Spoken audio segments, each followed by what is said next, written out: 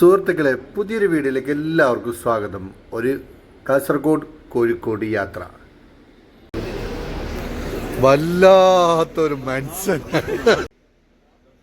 സമയം 11:45. നമ്മുടെ train intercity train. നമ്മൾ കോഴിക്കോട് പോകുന്നത്. കോഴിക്കോട് ഒന്ന് 2-3 സ്ഥലത്ത് പോയിട്ട് ഫുഡ് എക്സ്പ്ലോർ ചെയ്യാണ്ട് അതിനു വേണ്ടിയിട്ട് ചങ്ങായിമാരൊക്കെ പോകുന്നതാണ്. അപ്പോൾ നിങ്ങളോട് എപ്പോഴും പറയുന്നുള്ള പോലെ എൻ്റെ ചാനൽ നിങ്ങൾ സബ്സ്ക്രൈബ് ചെയ്യാനും ലൈക്ക് ചെയ്യാനും ഷെയർ ചെയ്യാനും മറക്കരുത്. പുതിയ ആളത് വീഡിയോ കാണുന്നെങ്കിൽ എൻ്റെ ചാനൽ സബ്സ്ക്രൈബ് തന്നെ കാണണം. അപ്പോൾ നമുക്ക് നേരെ വീഡിയോയിലേക്ക് പോകാം. വാ. അപ്പം നമ്മൾ നേരെ മുമ്പോട്ടേക്ക് പോകുന്നുണ്ട്. ട്രെയിന് കയറി ട്രെയിനിൽ സീറ്റിലെല്ലാം ഇരുന്നത് നേരെ മുമ്പോട്ടേക്ക് പോകുന്നുണ്ട്. അങ്ങനെ നമ്മൾ കോഴിക്കോട് എത്തി. എവിടെ ചുനെത്തിയ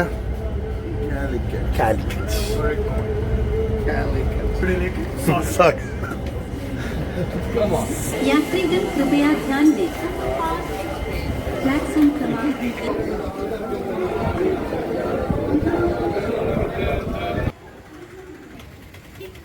അങ്ങനെ കോഴിക്കോട് എത്തി.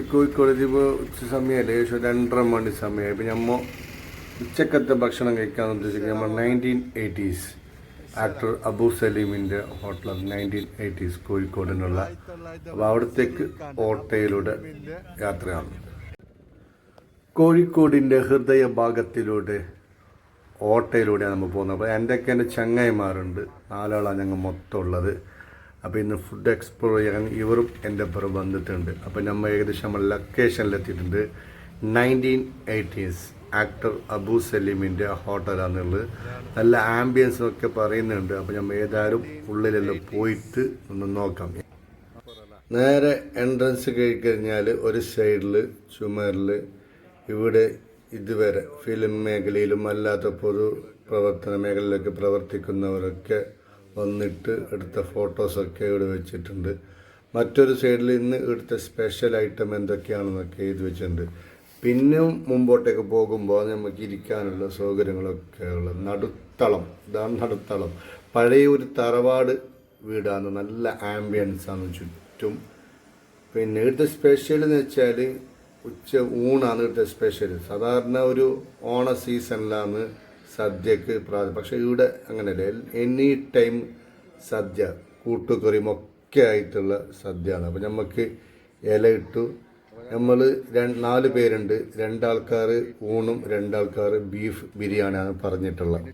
പിന്നെ ചോറിൻ്റെ ഒക്കെ ഫ്രൈ വേണ്ട. അപ്പം നമ്മൾ ചെമ്പല്ലിയാണ് മീൻ എടുത്തതുള്ളത്. മീൻ താവാട് നല്ല മസാല ഇട്ടത് ഫ്രൈ ചെയ്യുന്നതാണ് നിങ്ങൾ കാണുന്നുള്ള. മസാല താവാട് ഫ്രൈ ചെയ്യുന്നുള്ള.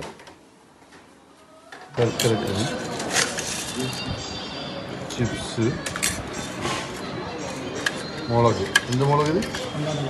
കൊണ്ടാട്ടം.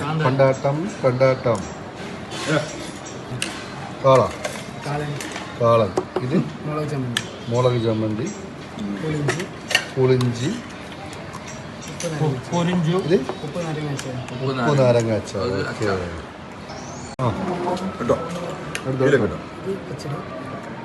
പച്ചടി.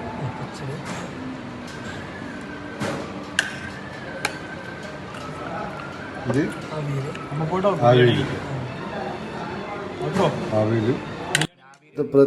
പ്രത്യേകത സാധാരണ ഒരു ഓണസമയത്താണ് നമുക്ക് ഇങ്ങനെ കാണാൻ പറ്റും. പക്ഷെ ഇവിടെ അങ്ങനെയല്ല.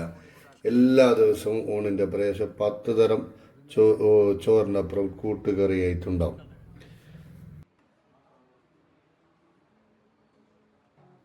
അവസാനം നമ്മളെ ചോറും വന്നു.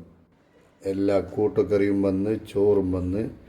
ഇനി നമുക്കിതൊന്ന് കഴിച്ചു നോക്കാം എങ്ങനെയൊക്കെ ഉണ്ട്. കാണുമ്പോൾ തന്നെ അറിയും. നല്ല ടേസ്റ്റാണ്. കാണുമ്പോൾ തന്നെ അറിയും. ആശാനെ എങ്ങനെ? ചോറിലാണുള്ളത്. മഞ്ചോ അടിപൊളി. സാമ്പാർ. അങ്ങനെ സാമ്പാറും വെള്ളം കൂട്ടിയിട്ട് ആസ്വദിച്ച് കഴിക്കാനില്ല. അതാണ് ഇപ്പം കാണുന്നത്. ആസ്വദിച്ചിട്ട് ആർത്തിയോടെ കഴിക്കുന്നതാണ് കാണുന്നത്. ഈ സമയത്ത് നമ്മൾ ഔക്കുക്കും ജംഷിക്കും ബീഫ് ബിരിയാണിയും വന്നിട്ടുണ്ട്. പിന്നെ അതിൻ്റെ പപ്പടം വന്ന് എല്ലാം വന്ന് ഒരു 1.5 ഊണാണ്. ഒന്നും പറയാനില്ല, അത്രയ്ക്കും ടേസ്റ്റായിരുന്നു. ബീഫ് ബിരിയാണി ഒക്കെ ജംഷിൻ്റെ ബീഫ് ബിരിയാണി. അപ്പം നിങ്ങൾ കഴിക്കുന്നുണ്ട്. അപ്പം നിങ്ങൾ മീൻ ഓർത്തരാന്നതാ. മീൻ വന്ന് നമ്മളെ ചെമ്പല്ലിയുടെ ഉണ്ട്. അതിൻ്റെ ടേസ്റ്റാണ് നെക്സ്റ്റ് നോക്കാനുള്ള ചെമ്പല്ലി. എങ്ങനെയൊക്കെ ചെമ്പല്ലി സൂപ്പർ. ചെമ്പല്ലി എങ്ങനെയുണ്ട്? ഞാൻ നോക്കുന്നു. ആ